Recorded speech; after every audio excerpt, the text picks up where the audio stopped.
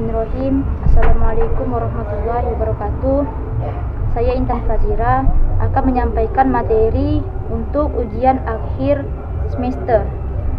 Yang saya sampaikan di sini ada dua materi. Yang pertama tentang ta'arud dan tarjih, yang kedua tentang maqasid syariah. Nah, langsung saja kita bahas pembahasan yang pertama, yaitu tentang ta'arud dan tarjih. Baiklah, kita akan membahas tentang pengertian tentang ta'arud dan tarjih. Di sini ada 3 poin. Yang pertama, pengertian ta'arud dan tarjih. Kedua, bentuk-bentuk ta'arud dan tarjih. Dan yang ketiga, contoh ta'arud dan tarjih. Langsung saja pada poin yang pertama, yaitu pengertian. Pengertian ta'arud dalam bahasa Arab, ta'arud berarti dua hal yang saling menghalangi pertentangan antara satu sama lain. Adapun ta'arud menurut terminologi ulama usul fiqh adalah dua dalil yang pada saat yang bersamaan menunjukkan pada dua hukum yang berbeda pada satu permasalahan. Maksudnya adalah hukum yang disimpulkan dari salah satu dalil tersebut menghalangi pengaplikasian hukum yang diambil dari dalil lain terhadap suatu permasalahan. Nah, di sini ada pengertian ta'arud menurut beberapa ulama. Salah satunya yaitu menurut Imam Al-Syaukani, yaitu ta'arud adalah suatu dalil yang menentukan hukum tertentu terhadap persoalan, sedangkan dalil lain menentukan hukum yang berbeda dengan dalil tersebut. Nah, yang kedua, pengertian tarjih. Secara bahasa, tarjih artinya menguatkan atau memberatkan. Menurut Ibnu Hajib dan Al-Amidi, tarjih didefinisikan sebagai membandingkan dua dalil yang bertentangan dan mengambil yang terkuat di antara keduanya. Untuk poin kedua, yaitu bentuk-bentuk ta'arud dan tarjih. Ta'arud dalam keterkaitannya, dalam dua dalil terdapat 4 keadaan. Yang pertama, dua dalil nas bermuatan am. Yang kedua, dua dalil nas bermuatan khos. Yang ketiga, salah satu dalil nas bermuatan am dan yang lain bermuatan khos. Lalu bentuk yang keempat, yaitu masing-masing dalil nas bermuatan am dari satu sisi sekaligus khos dari sisi yang lain. Sedangkan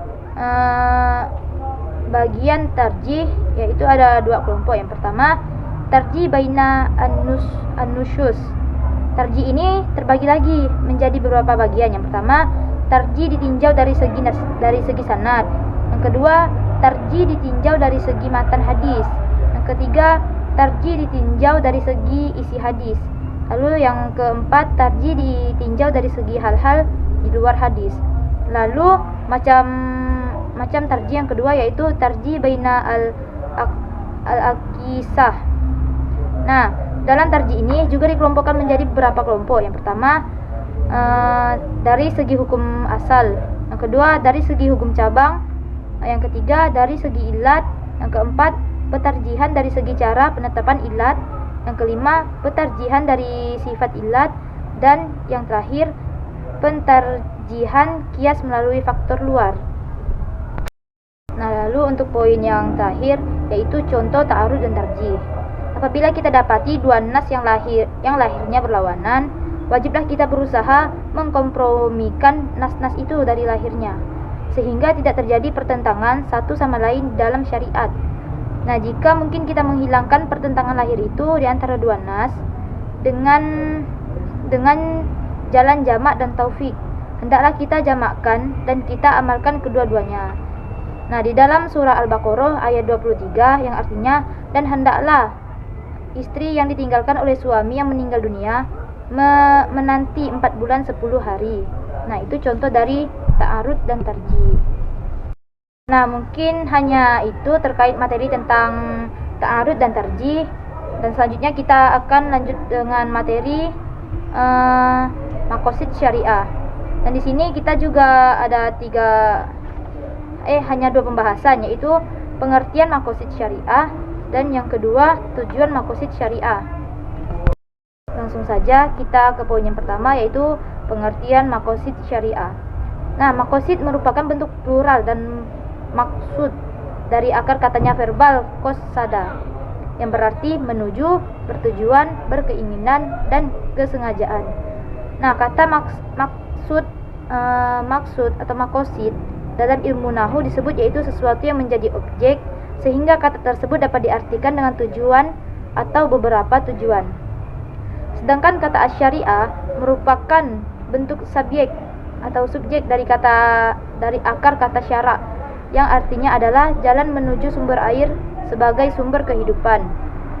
Nah, oleh karenanya secara terminologis makosid syariah dapat diartikan sebagai tujuan-tujuan ajaran Islam, atau dapat juga dipahami sebagai tujuan-tujuan pembuat syariatnya Allah dalam menggariskan syariat Islam. Nah, lalu sebagian ulama menempatkan dalam bahasa usul fiqh dan ulama lain membahas sebagian materi tersendiri serta diperluas dalam filsafat hukum Islam. Bila diteliti, semua perintah dan larangan Allah dalam Al-Quran, begitu pula suruhan dan larangan Nabi Muhammad SAW dalam sunnah yang terumuskan dalam fikih, akan terlihat bahwa semuanya mempunyai tujuan tertentu dan tidak ada yang sia-sia. Semuanya mempunyai hikmah yang mendalam, yaitu sebagai rahmat bagi seluruh umat manusia. Lalu untuk poin yang kedua, tujuan makosid syariah. Tujuan dan alat dalam pandangan Al-Ghazali dan juga para fuqaha lainnya saling berhubungan satu sama lain dan berada dalam satu proses perputaran sebab akibat. Realisasi tujuan memperkuat alat dan lebih jauh akan mengintensifkan realitas tujuan.